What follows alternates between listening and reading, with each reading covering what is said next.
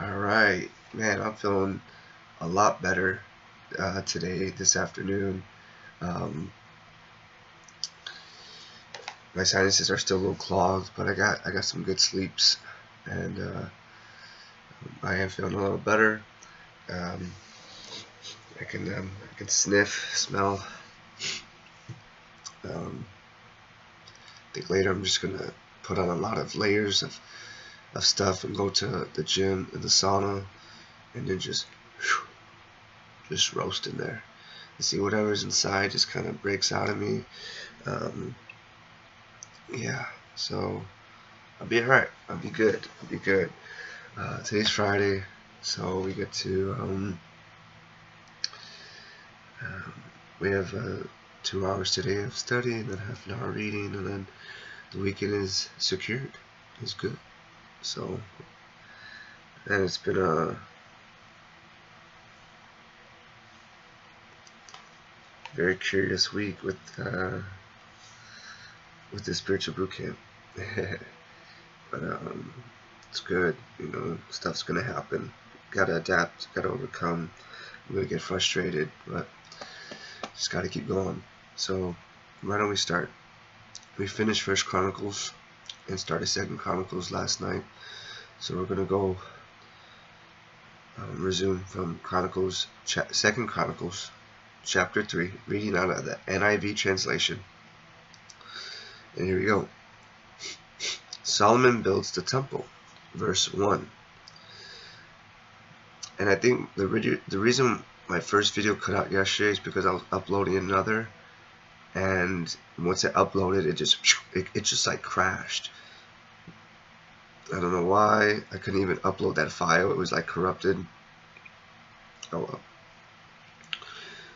All right, chapter. So I have, I do have some missing First Chronicles chapters, not on, because I didn't feel like going back and reading all that again. That was a lot. All right, chapter 3, verse 1. Then Solomon began to build the temple of the Lord in Jerusalem on Mount Moriah, where the Lord had appeared to his father David. It was on the threshing floor of Araunah, the Jebusite, the place provided by David. He began building on the second day of the second month in the 4th year of his reign. The foundation Solomon laid for building the temple of God was 60 cubits long and 20 cubits wide, using the cubit of the old standard, close parentheses.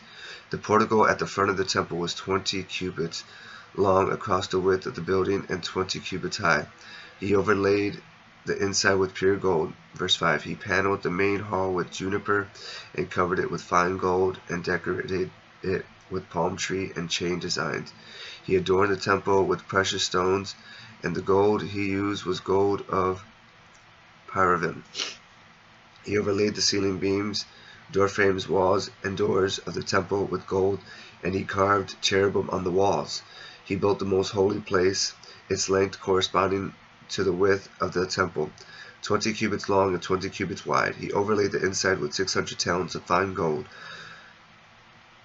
The gold nails weighed 50 shekels. He also overlaid the upper parts with gold. Verse 10. For the most holy place he made a pair of sculptured cherubim and overlaid them with gold. The total wingspan of the cherubim was 20 cubits. One wing of the first cherubim was 5 cubits long and touched the temple wall, while its other wing, also 5 cubits long, touched the wing of the other cherub. Similarly, one wing of the second cherub was 5 cubits long and touched the other temple wall, and its other wing, also 5 cubits long, touched the wing of the first cherub. The wings of these cherub extended 20 cubits. They stood on their feet, facing the main hall. He made the curtain of blue, purple, and crimson yarn and fine linen with cherubim worked into it. Verse 15. For the front of the temple he made 2 pillars, which together were 35 cubits long, each with a capital 5 cubits high. He made interwoven chains and put them on top of the pillars.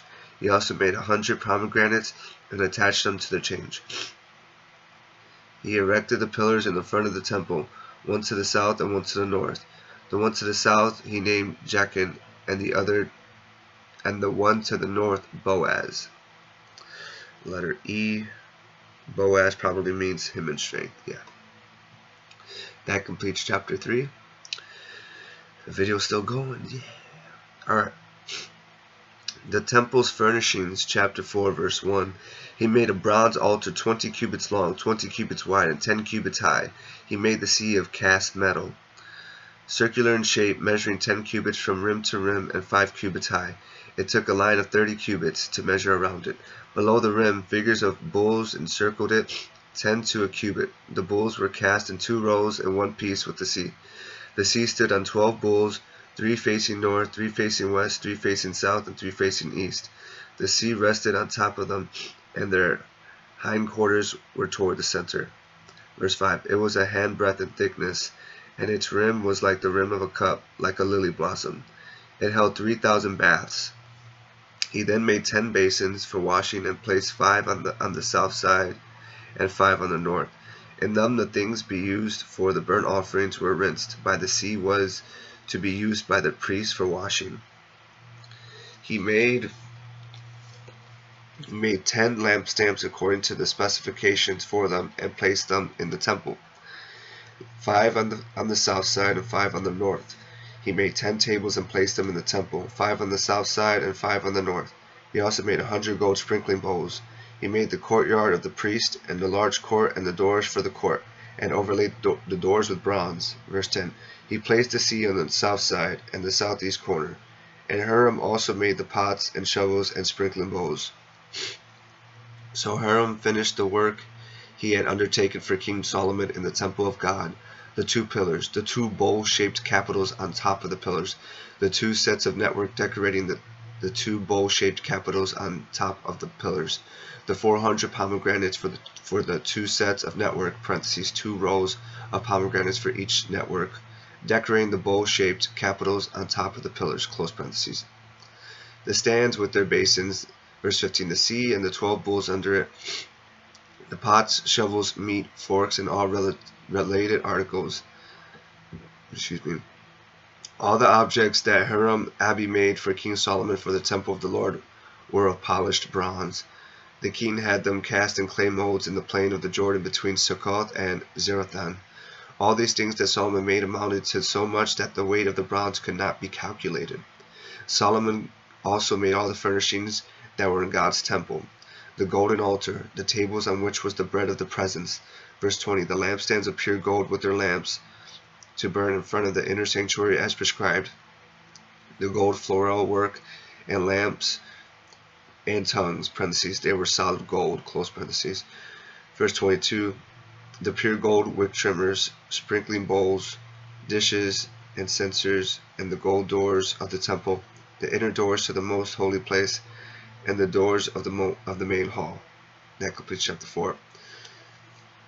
So it's more clear. Well, one, because my nostrils are not that clogged today, but also I don't got to read 50,000 names. That is very hard to pronounce. All right. Chapter 5, verse 1. When all the work Solomon had done for the temple of the Lord was finished,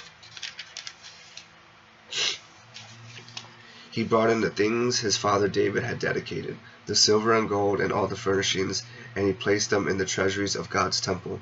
The ark brought to the temple. Verse 2. Then Solomon summoned to Jerusalem the elders of Israel, all the heads of the tribes and the chiefs of the Israelite families, to bring up the ark of the Lord's covenant from Zion, the city of David. And all the Israelites came together to the king at the time of the festival in the 7th month. When all the elders of Israel had arrived, the Levites took up the ark. Verse 5. And they brought up the ark and the tent of meeting and all the sacred furnishings in it. The Levitical priests carried them up, and King Solomon and the entire assembly of Israel that had gathered about him were before the ark, sacrificing so many sheep and cattle that they could not be recorded or counted. The priests then brought the ark of the Lord's covenant to its place in the inner sanctuary of the temple, the most holy place, and put it beneath the wings of the cherubim. The cherubim spread their wings over the place of the ark and covered the ark and its carrying poles.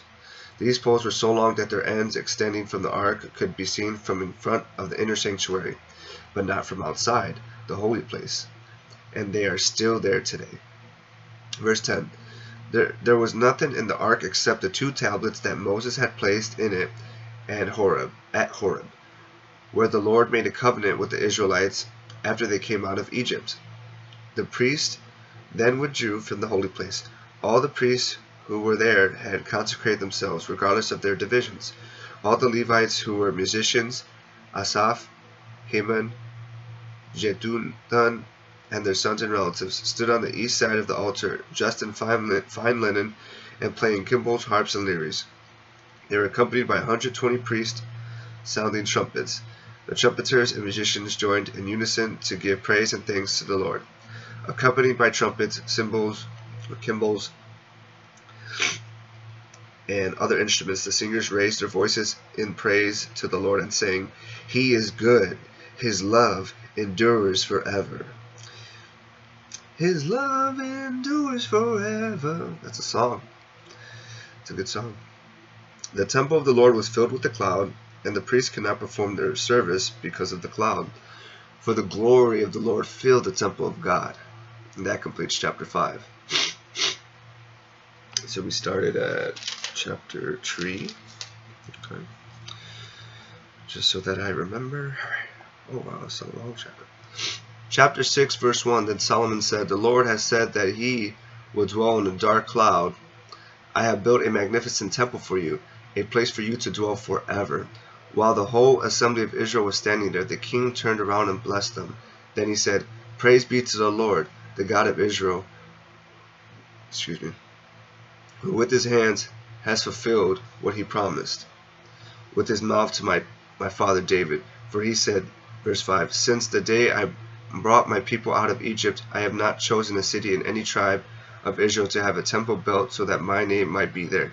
Nor have I chosen anyone to be ruler over my people Israel. But now I have chosen Jerusalem for my name to be there, and I have chosen David to rule my people Israel. My father David had it in his heart to build a temple for the name of the Lord, the God of Israel. But the Lord said to my father David, 'You did well to have it in your heart to build a temple for my name. Nevertheless, you are not the one to build the temple, but your son, your own flesh and blood.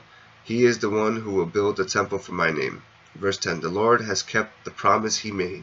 I have succeeded David my father, and now I sit on the throne of Israel, just as the Lord promised. And I have built the temple for the name of the Lord, the God of Israel. There I have placed the ark, in which is the covenant of the Lord, that he made with the people of Israel." Solomon's prayer of dedication, verse 12. Then Solomon stood before the altar of the Lord in front of the whole assembly of Israel and spread out his hands.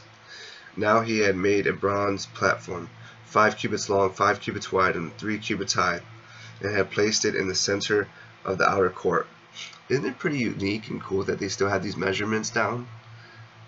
I can only speculate that some pastors copied these same measurements for their churches and their altars or what have you. He stood on the platform and then knelt down before the whole assembly of Israel and spread out his hands toward heaven. He said, "Lord, the God of Israel, there is no God like you in heaven or on earth. You who keep your covenant of love with your servants who continue wholeheartedly in your way." Verse 15, "You have kept your promise to your servant David my father. With your mouth you have promised, and with your hand you have fulfilled it, as it is today. Now, Lord, the God of Israel, keep for your servant David my father the promises you made to him when you said, 'You shall never fail to have a successor to sit before me on the throne of Israel.' If only your descendants are careful in all they do to walk before me according to my law, as you have done.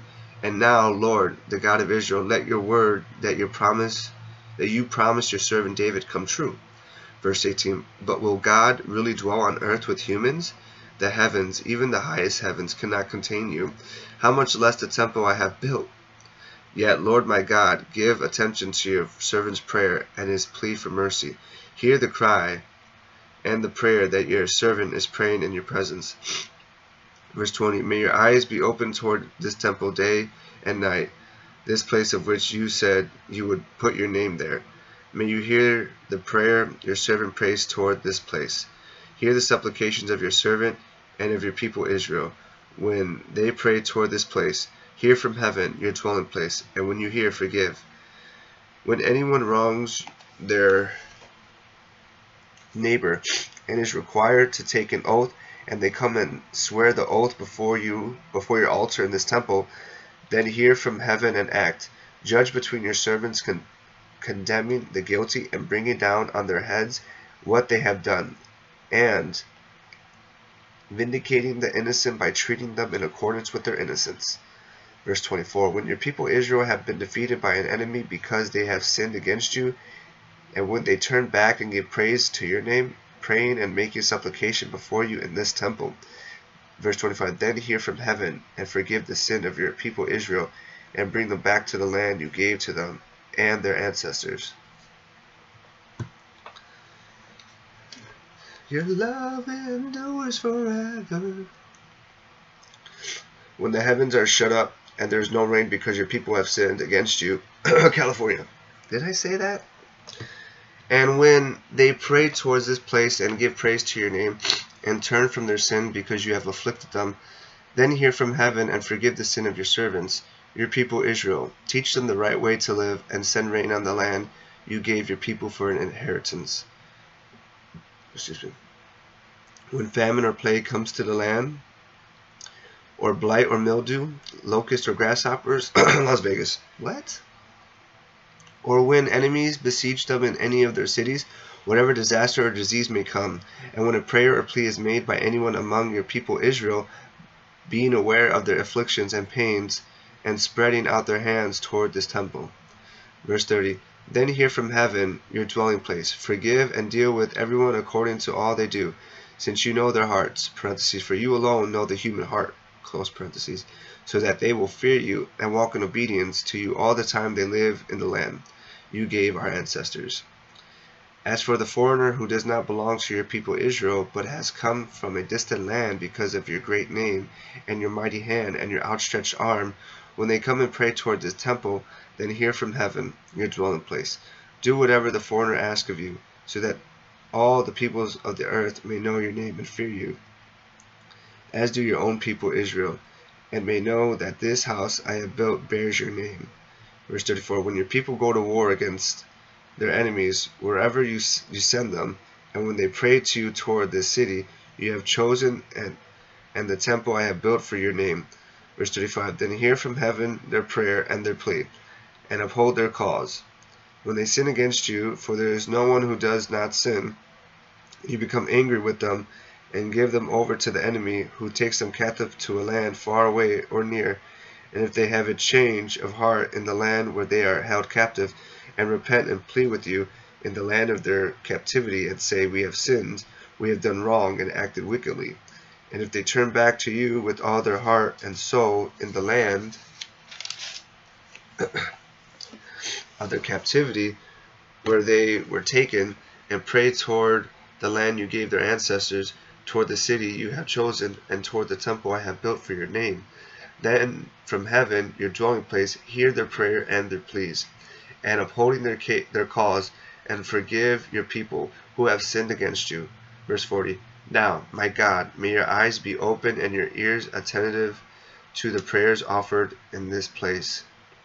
Now arise, Lord God, and come to your resting place, you and the ark of your might. May your priests, Lord God, be clothed with salvation. May your faithful people rejoice in your goodness.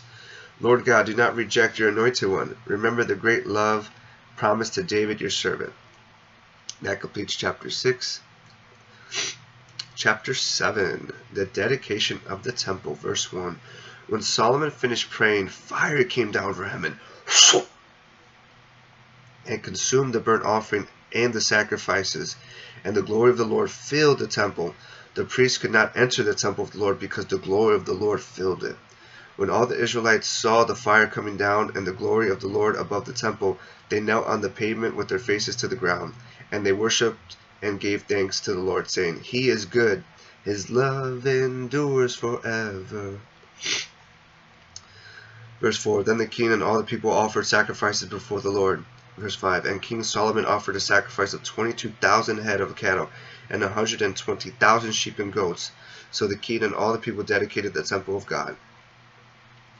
The priests took their positions, as did the Levites, with the Lord's musical instruments, which King David had made for praising the Lord, and which were used when he gave thanks, saying, "His love endures forever." Opposite the Levites, the priests blew their trumpets, and all the Israelites were standing. Solomon consecrated the middle part of the courtyard in front of the temple of the Lord, and there he offered burnt offerings and the fat of the fellowship offerings, because the bronze altar he had made could not hold the burnt offerings, the grain offerings, and the fat portions. So Solomon observed the festival at that time for 7 days, and all Israel with him, a vast assembly, people from Lebo Hamath to the Wadi of Egypt. On the 8th day they held an assembly, for they had celebrated the dedication of the altar for 7 days, and the festival for 7 days more. Verse 10. On the 23rd day of the 7th month he sent the people to their homes, joyful and glad in the heart for the good things the Lord had done for David and Solomon and for his people Israel.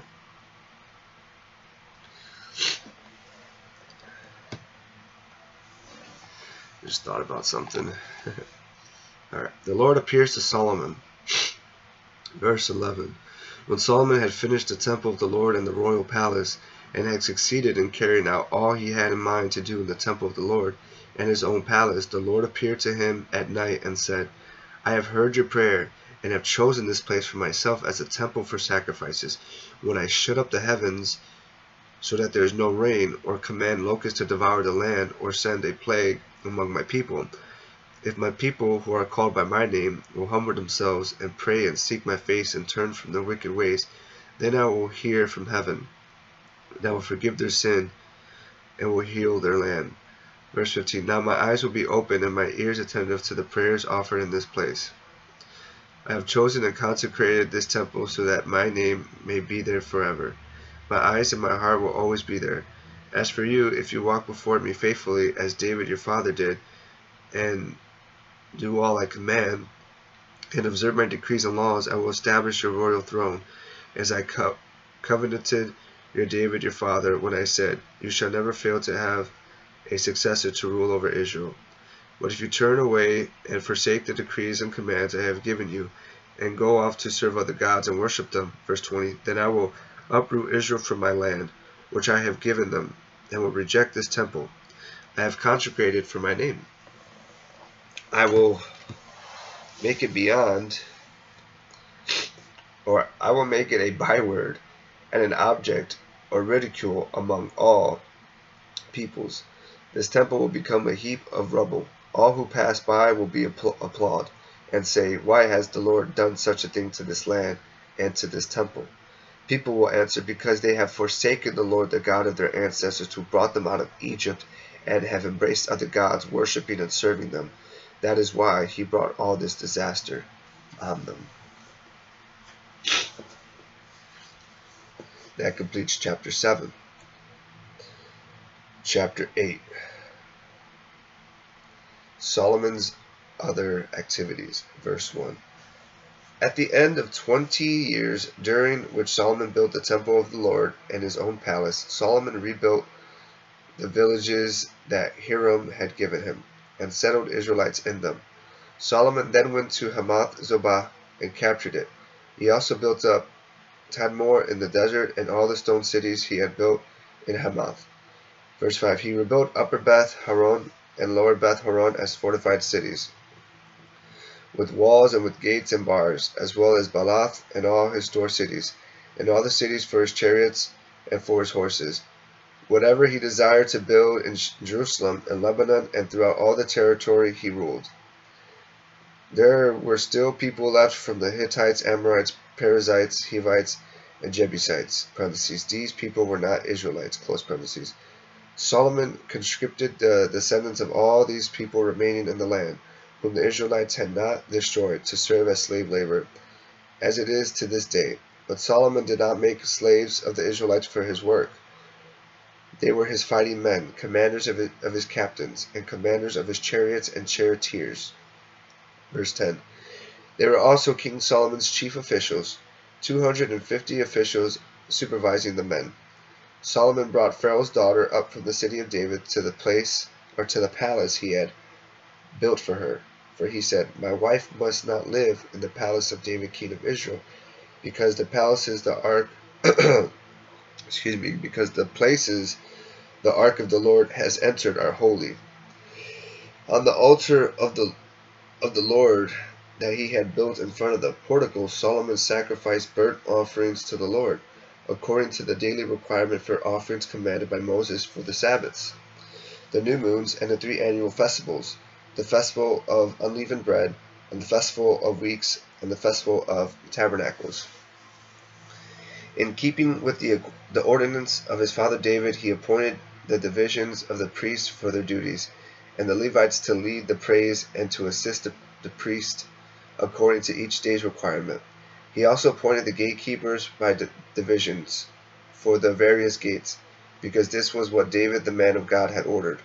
Verse 15. They did not deviate from the king's commands to the priest or to the Levites in any matter, including that of the treasuries.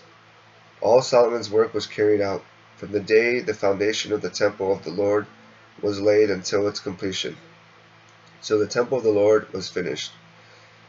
Then Solomon went to Ezion Geber and Elath on the coast of Edom, and Hiram sent him ships commanded by his own men, sailors who knew the sea.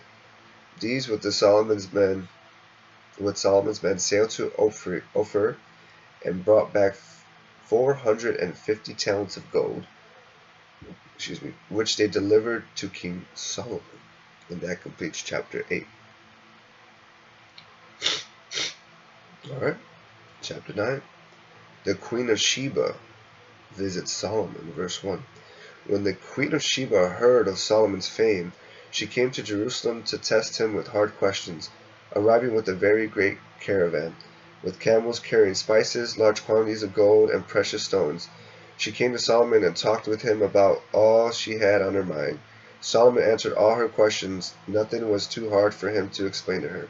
When the Queen of Sheba saw the wisdom of Solomon, as well as the palace he had built, the food on his table, the sitting of his officials, the attending servants in their robes, the cupbearers in their robes, and the burnt offerings he made at the temple of the Lord, she was overwhelmed. So, I would like to know where the Queen of Sheba came from, which land, and it's so interesting because she heard about his fame.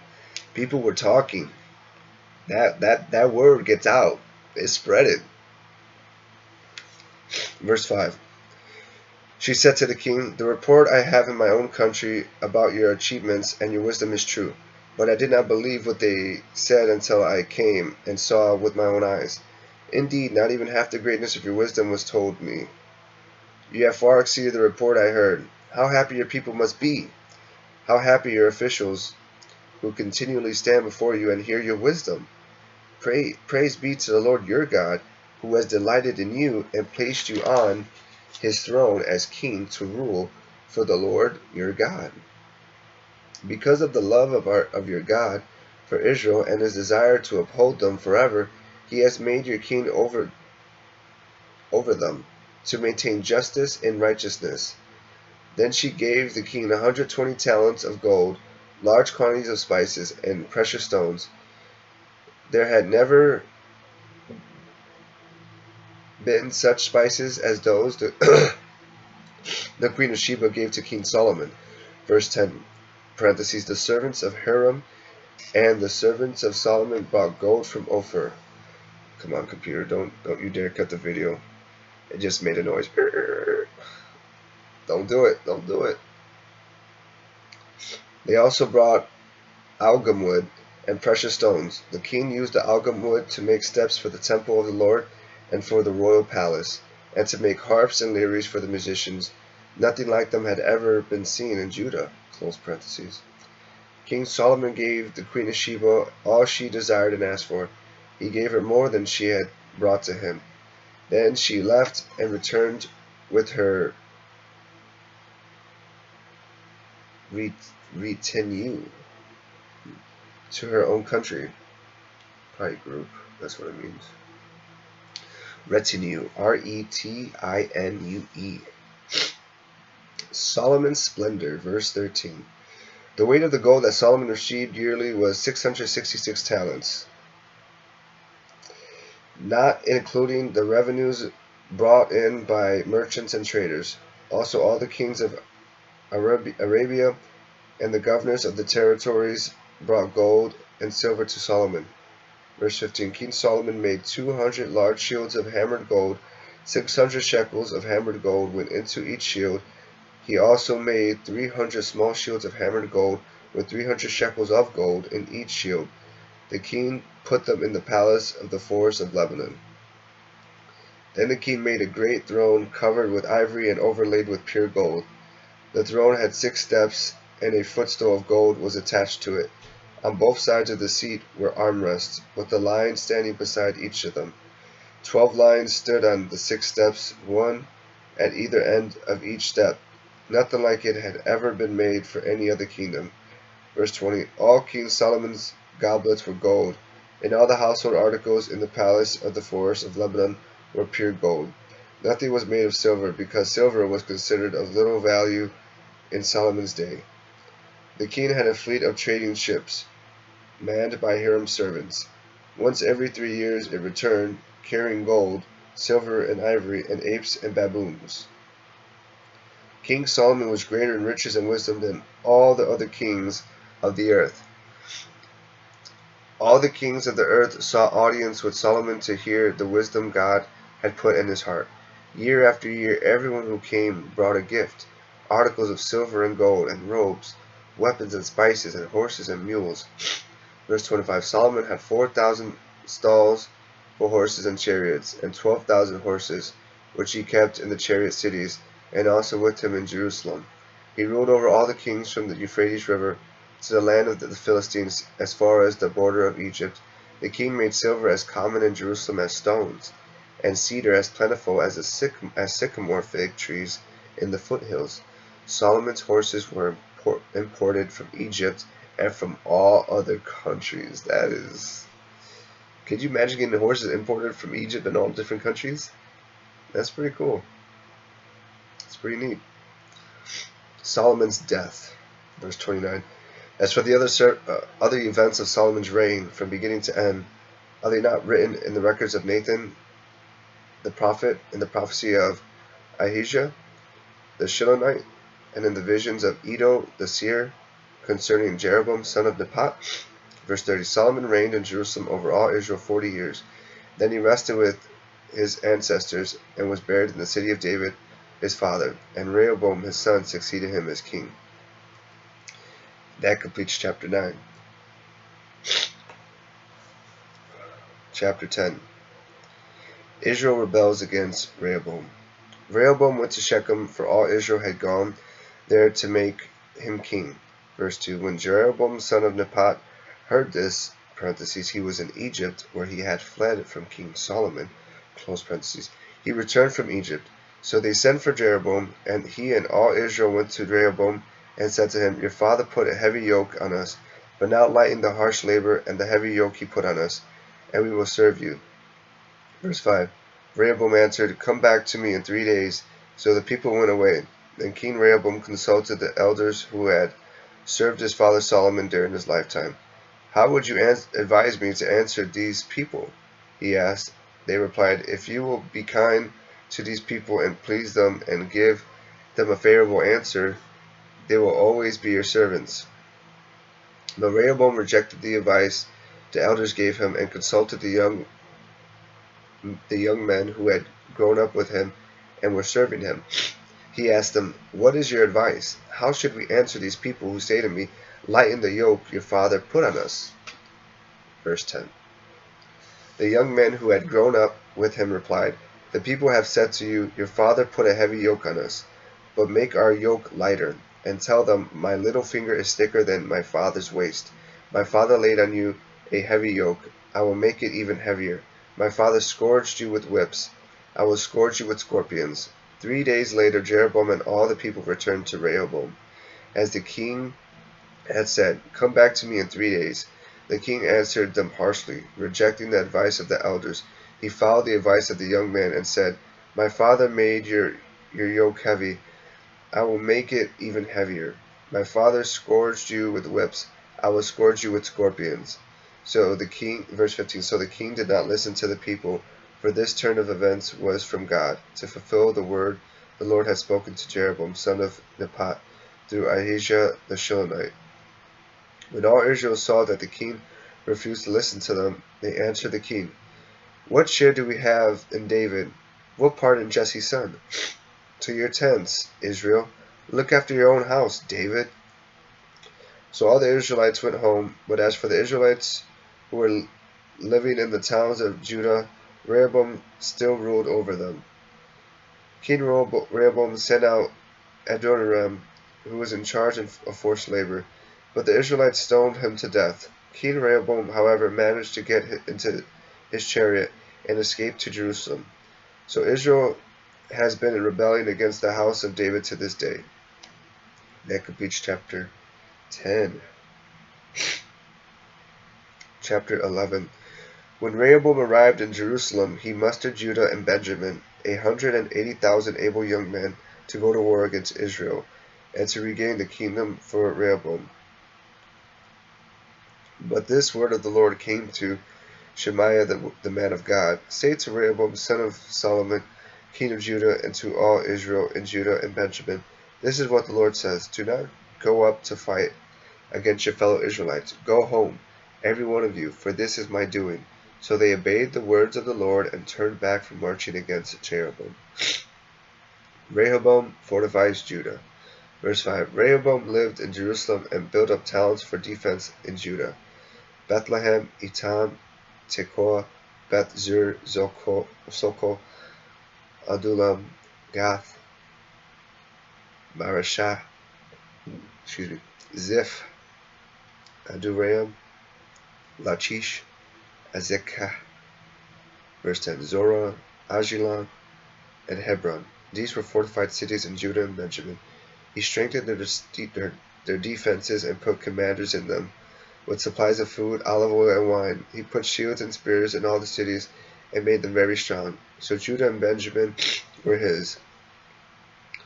The priests and Levites from all their districts throughout Israel sided with him. The Levites even abandoned their pasture lands and property and came to Judah and Jerusalem, because Jeroboam and his sons had rejected them as priests of the Lord. Verse 15. When he appointed his own priests for the high places and for the goat and calf idols he had made, those from every tribe of Israel who set their hearts on seeking the Lord, the God of Israel, followed the Levites to Jerusalem to offer sacrifices to the Lord, the God of their ancestors. They strengthened the kingdom of Judah and supported Rehoboam, son of Solomon, 3 years, following the ways of David and Solomon during this time. Rehoboam's family. Verse 18. Rehoboam married Mahalath, who was the daughter of David's son Jeremoth, and of Abihail, the daughter of Jesse's son Eliab. She bore him sons, Jeush, Shemariah, and Zaham. Verse 20. Then he married Maacah, daughter of Absalom, who bore him Abijah, Attai, Zerah, and Shelomith. Rehoboam lived Maacah, daughter of Absalom, more than any of his other wives and concubines. In all, he had 18 wives and 60 concubines, 28 sons and 60 daughters. Rehoboam appointed Abijah, son of Maacah, as crown prince among his brothers, in order to make him king. He acted wisely, dispersing some of his sons throughout the districts of Judah and Benjamin, and to all the fortified cities. He gave them abundant provisions and took many wives for them.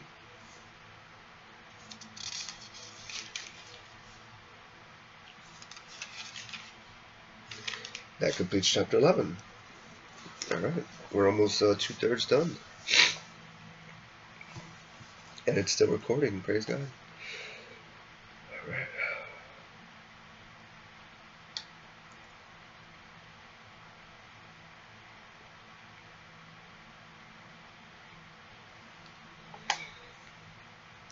Shishak attacks Jerusalem, chapter 12, verse 1. After Rehoboam's position as king was established and he had become strong, He and all Israel with him abandoned the law of the Lord, because they had been unfaithful to the Lord. Shishak, king of Egypt, attacked Jerusalem in the 5th year of King Rehoboam, with 1,200 chariots and 60,000 horsemen, and the innumerable troops of Libyans, Shikhites, and Cushites that came with him from Egypt. He captured the fortified cities of Judah and came as far as Jerusalem.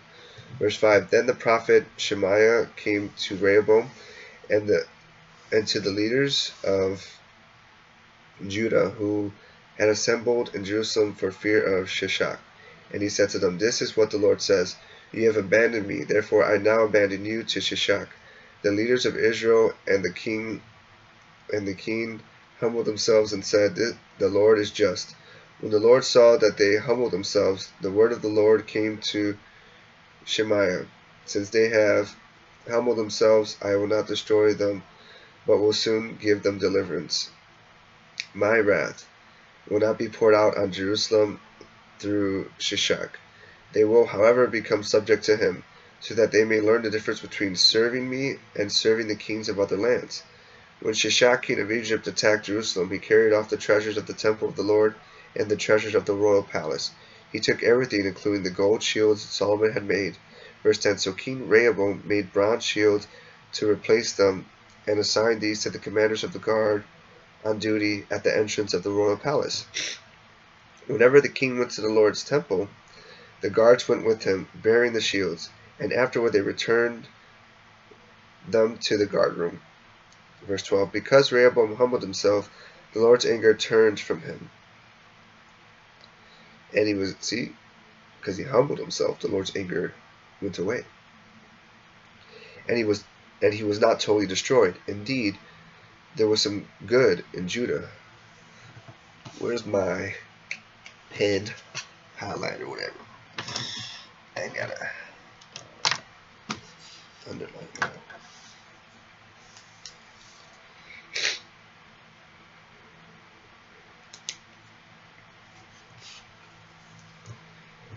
Verse 13. King Rehoboam established himself firmly in Jerusalem and continued as king. He was 41 years old when he became king, and he reigned 17 years in Jerusalem, the city the Lord had chosen out of all the tribes of Israel in which to put his name. His mother's name was Naamah. She was an Ammonite. He did evil because he was not set his heart on seeking the Lord. Verse 15. As for the events of Rehoboam's reign, from beginning to end, are they not written in the records of Shemaiah the prophet and of Edo the seer that deal with genealogies? There was continual warfare between Rehoboam and Jeroboam. Rehoboam rested with his ancestors and was buried in the city of David, and Abijah, his son, succeeded him as king. And that completes chapter 12.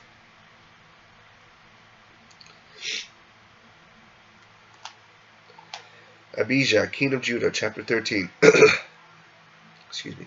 Verse 1. In the 18th year of the reign of Jeroboam, Abijah became king of Judah, and he reigned in Jerusalem 3 years. His mother's name was Maacah, a daughter of Uriel of Gibeah. There was war between Abijah and Jeroboam. Abijah went into battle with an army of 400,000 able fighting men, and Jeroboam drew up a battle line against him with 800,000 able troops. Abijah stood on Mount Zemaraim in the hill country of Ephraim and said, Jeroboam and all Israel, listen to me. Verse 5. Don't you know that the Lord, the God of Israel, has given the kingship of Israel to David and his descendants forever by a covenant of salt? Yet Jeroboam, son of Nebat, an official of Solomon, son of David, rebelled against his master. Some worthless scoundrels gathered around him and opposed Rehoboam, son of Solomon, when he was young and indecisive and not strong enough to resist them. Verse 8. And now you plan to resist the kingdom of the Lord, which is in the hands of David's descendants. You are indeed a vast army and have with you the golden calves that Jeroboam made to be your gods. But didn't you drive out the priests of the Lord and sons of Aaron and the Levites, and make priests of your own as the peoples of other lands do? Whoever comes to consecrate himself with a young bull and 7 rams, many become a priest of what are not gods. Verse 10. As for us, the Lord is our God, and we have not forsaken him. The priests who serve the Lord are sons of Aaron, and the Levites assist him. Every morning and evening they present burnt offerings and fragment incense to the Lord. They set out the bread on the ceremonially clean table and light the lamps on the gold lampstand every evening. We are observing the requirements of the Lord our God. Man, I had a crazy dream last night. Another crazy dream. But you have forsaken him. God is with us. He is our leader. His priests with their trumpets will sound the battle cry against you. People of Israel, do not fight against the Lord, the God of your ancestors, for you will not succeed. Now Jeroboam has sent troops around to the rear, so that while he was in front of Judah, the ambush was behind them. Judah turned and saw that they were being attacked at both front and rear. Then they cried out to the Lord. The priests blew their trumpets, verse 15, and the men of Judah raised the battle cry. At the sound of the battle cry, God routed Jeroboam and all Israel before Abijah and Judah. The Israelites fled before Judah, and God delivered them into their hands. Abijah had his troops inflicted heavy losses on them, so that there were 500,000 casualties among Israel's able men. The Israelites were subdued on that occasion, and the people of Judah were victorious because they relied on the Lord, the God of their ancestors. Abijah pursued Jeroboam and took from him the towns of Bethel, Jeshanah, and Ephron, with their surrounding villages. Verse 20. Jeroboam did not regain power during the time of Abijah, and the Lord struck him down, and he died. But Abijah grew in strength. He married 14 wives and had 22 sons and 16 daughters. Wow. Verse 22. The other events of Abijah's reign, what he did and what he said, are written in the annotations of the prophet Iddo. That completes chapter 13. Chapter 14, verse 1. Let's go. See, I'm getting through these chapters faster because the names I was reading in First Chronicles took me forever. Right. Chapter 14, verse 1. And Abijah rested with his ancestors and was buried in the city of David.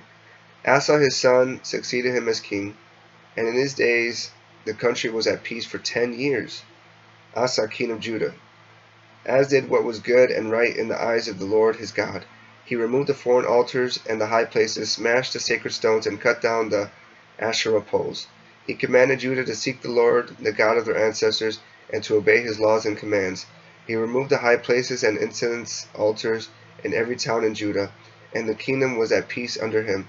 He built up the fortified cities of Judah, since the land was at peace. No one was at war with him during those years, for the Lord gave him rest.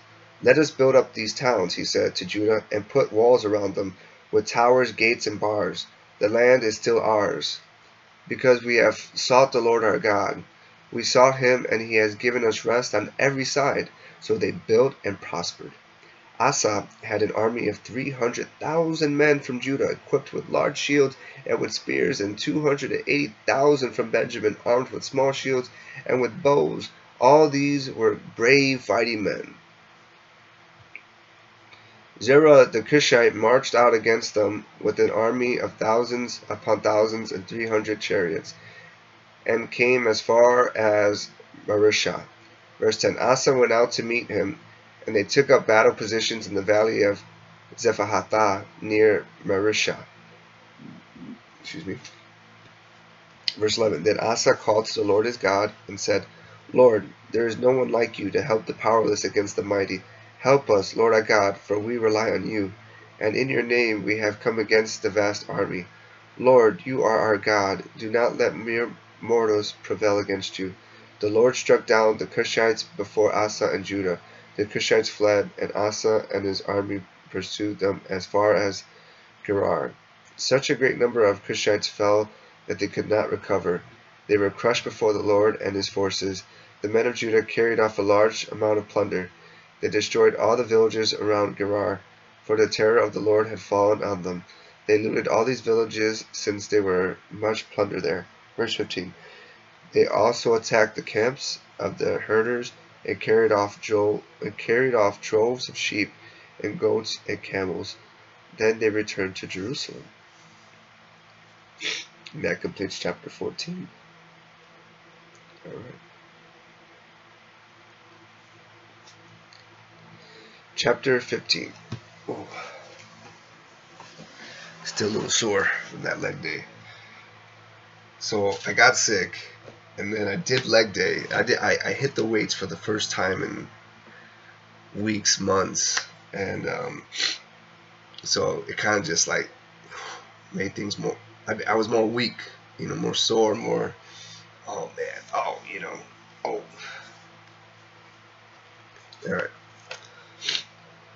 Asa's Reform, chapter 15, verse 1. The Spirit of God came on Azariah, son of Oded. He went out to meet Asa and said to him, Listen to me, Asa and all Judah and Benjamin. The Lord is with you when you are with him. If you seek him, he will be found by you. For if you forsake him, he will forsake you. For a long time Israel was without the true God, without a priest to teach, and without the law. But in their distress they turned to the Lord, the God of Israel, and sought him, and he was found by them. Verse 5. In those days it was not safe to travel about, for all the inhabitants of the land were in great turmoil. One nation was being crushed by another, and one city by another, because God was troubling them with every kind of distress. But as for you, be strong and do not give up, for your work will be rewarded. That makes me really want to go to a New Testament scripture. What is it? I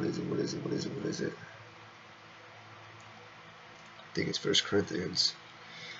Let me see. I know I have it underlined, so let me see if I can just go to it.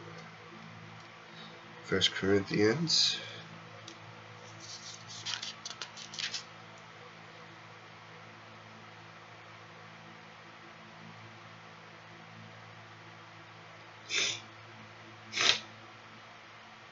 Alright. Not here, not there, not anywhere. Okay, right here. Found it. Happy I did. So I'll read again what I just wrote. Verse 7. But as for 2 Chronicles chapter 15, verse 7. But as for you, be strong and do not give up, for your work will be rewarded. And instantaneously I remember this verse from 1 Corinthians, which is in chapter 15, verse 58. Therefore, my dear brothers and sisters, stand firm, let nothing move you. Always give yourselves fully to the work of the Lord, because you know that your labor in the Lord is not in vain. Yes, amen. Let's go. What we're doing for the kingdom, the work of the Lord, is not in vain. Amen. Elohim Kayim, the living God. Okay. Verse 8. When Asa heard these words and the prophecy of Azariah, son of Oded the prophet, he took courage. He removed the detestable idols from the whole land of Judah and Benjamin, and from the towns he had captured in the hills of Ephraim. He repaired the altar of the Lord that was in front of the portico of the Lord's temple. Then he assembled all Judah and Benjamin and the people from Ephraim, Manasseh, and Simeon, who had settled among them, for large numbers had come over to him from Israel, when they saw that the Lord his God was with him. Verse 10. They assembled at Jerusalem in the 3rd month of the 15th year of Asa's reign. At that time they sacrificed to the Lord 700 head of cattle and 7,000 sheep and goats from the plunder they had brought back. They entered into a covenant to seek the Lord, the God of their ancestors, with all their heart and soul. All who would not seek the Lord, the God of Israel, were to be put to death, whether small or great, man or woman. They took an oath to the Lord with loud acclamation, with shouting and with trumpets and horns. Verse 15. All Judah rejoiced about the oath because they had sworn it wholeheartedly. They sought God eagerly, and he was found by them. So the Lord gave them rest on every side. King Asa also disposed his grandmother, Maacah, from her position as queen mother, because she had made a repulsive image for the worship of Asherah. Asa cut it down, broke it up, and burned it to the Kidron Valley. Although he did not remove the high places from Israel, Asa's heart was fully committed to the Lord all his life. Woo! Did you hear that? All his life. I love that. That's beautiful. All right.